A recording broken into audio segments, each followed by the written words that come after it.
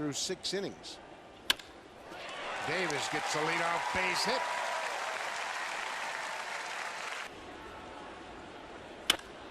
Hard hit down the left field line. That's trouble. One hops off the wall, and Davis is headed for second. Rajay Davis is 2 for 2. Picks up his 19th double of the season. That starts the bottom of the 3rd inning. There he goes. McCoy takes it. Pierzynski's throw is not in time. Rajay Davis, a single into right. Rios has a terrific arm. Mathis is being stopped at 3rd. Davis, his 3rd hit of the night. There goes Davis. The throw to second is not in time.